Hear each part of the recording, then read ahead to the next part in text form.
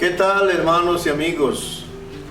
Es una gran bendición poder compartir con ustedes un tema más de la palabra del Señor, con esa advertencia de la palabra de Dios, un toque de Dios a la conciencia.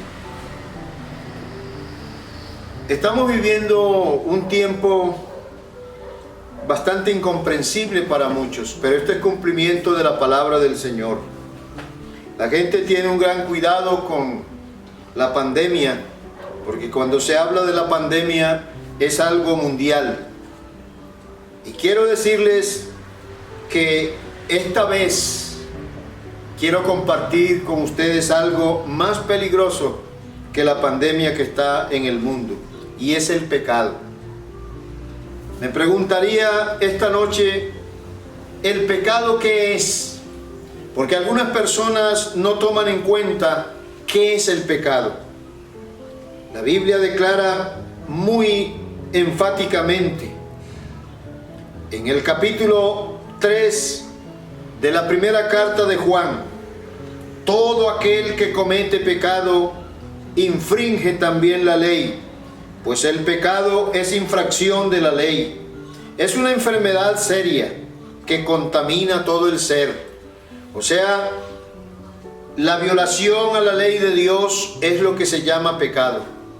Por eso el proverbista en el capítulo 34 o 14:34 de Proverbios dice: la justicia engrandece la nación, mas el pecado es afrenta de las naciones. Algo que ofende, algo que avergüenza. Es una enfermedad seria que contamina todo el ser de la persona, espíritu, alma y cuerpo. Y en esas condiciones el hombre no tiene comunión con su Creador. Por eso dice Isaías en el capítulo 1, el verso 4 al 6: oh gente pecadora, pueblo cargado de maldad, generación malignos, hijos depravados, dejaron a Jehová, provocaron a ira el Santo de Israel, se volvieron atrás. ¿Por qué queréis ser castigados aún? Todavía os revelaré. Toda cabeza está enferma y todo corazón doliente.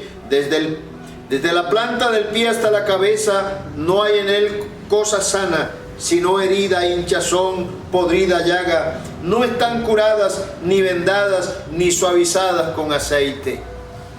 El hombre ha querido ocultar el pecado, pero esto ha afectado a toda la humanidad desde Adán, porque dice en Romanos capítulo 5, el verso 12: el pecado entró al mundo por un hombre, y por el pecado vino la muerte. Así la muerte pasó a todos los hombres, por cuanto todos pecaron. Este mal está en toda la raza humana. Es por ello que necesitamos entender el por qué vino Cristo a morir en el Calvario. Dios hizo una suma, porque ha habido una diferencia desde que Dios escogió al pueblo de Israel y aparece el pueblo hebreo, aparece entonces los judíos, y Él hace una suma. Y aquí está el total. En Romanos 3, del verso 9 al 18, hay una porción muy clara que dice: ¿qué pues somos nosotros mejores que ellos? Hablando de los israelitas. En ninguna manera, pues ya hemos acusado a judíos y a gentiles que todos están bajo pecado. Como está escrito, no hay justo ni aun uno. No hay quien entienda, no hay quien busque a Dios. Todos se desviaron a una, se hicieron inútiles.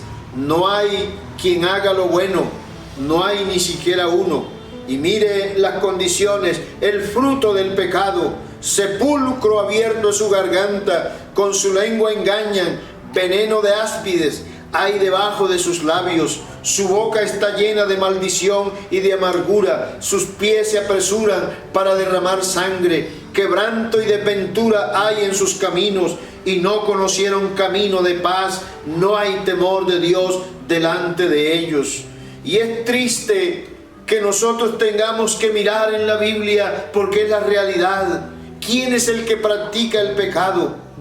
Porque el que practica el pecado no es de Dios. Es por ello que el Señor vino a buscar y a salvar lo que se había perdido. En la primera carta de Juan, capítulo 3, el verso 8 dice: el que practica el pecado es del diablo, porque el diablo peca desde el principio. Para esto apareció el Hijo de Dios, para deshacer las obras del diablo.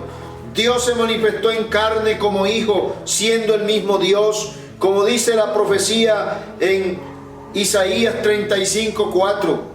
Decid a los de corazón apocado: esforzaos, no temáis, he aquí que vuestro Dios viene con retribución y con pago. Dios mismo vendrá y os salvará.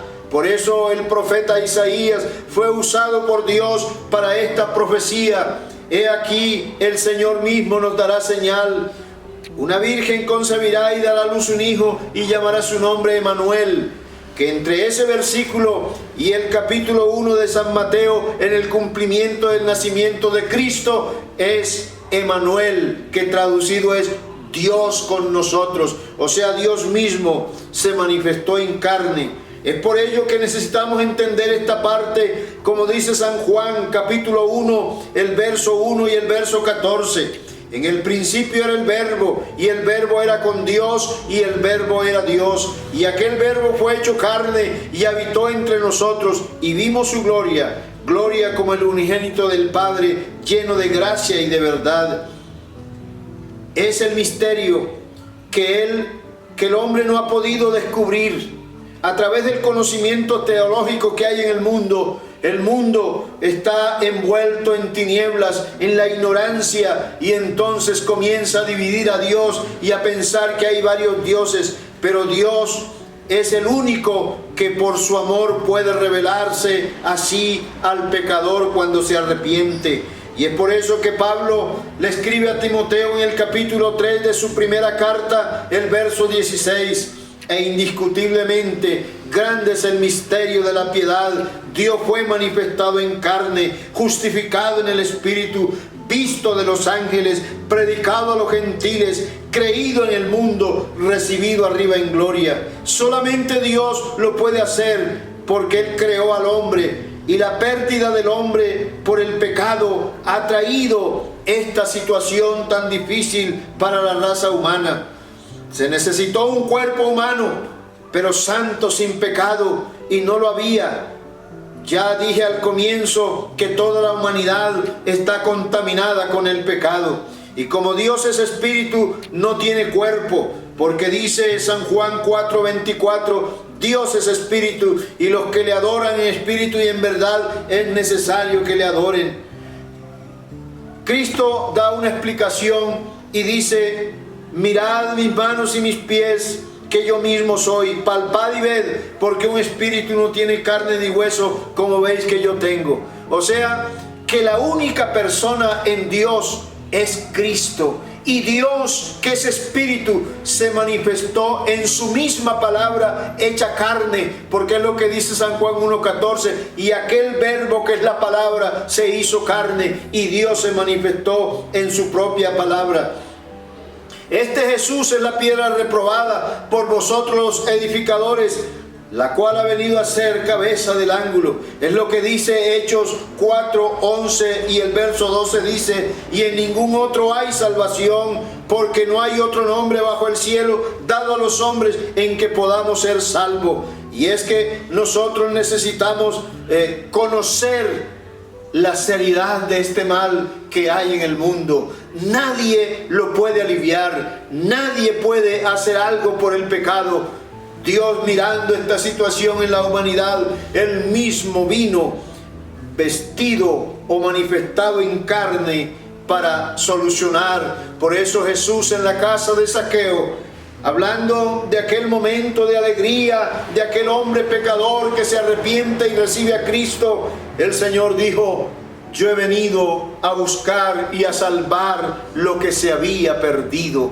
Amigo, en todas estas escrituras que hemos leído, hay muchas más en las cuales hay unas declaraciones importantes de parte de Dios, pero quiero decirles, el pecado no es simplemente una pandemia.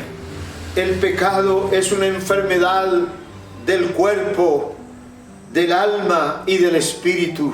Y el único que puede solucionar este problema se llama Jesucristo, porque Él es el Dios eterno, el que vino a darnos conocimiento, como dice la primera carta de Juan, el capítulo 5, verso 20. El Hijo de Dios ha venido y nos ha dado entendimiento para conocer al que es verdadero, no sino al que es verdadero, y estamos en el verdadero, en su Hijo Jesucristo. Este es el verdadero Dios y la vida eterna. Dios es Padre en la creación, Dios es Hijo en la redención de la humanidad, y es Espíritu en aquel momento que se confirma y nace la iglesia el día de Pentecostés. Pero Él es el mismo, porque Él dijo: yo no los dejaré huérfanos, vendré a vosotros. Y Él hoy está en estos creyentes, hombres y mujeres, que se han bautizado en el nombre de Jesús, creyendo en el perdón de sus pecados, y su corazón está listo entonces para ser templo del Espíritu Santo, todo el ser de la persona. Qué bueno que usted atienda este mensaje, y espero que Dios les bendiga ricamente.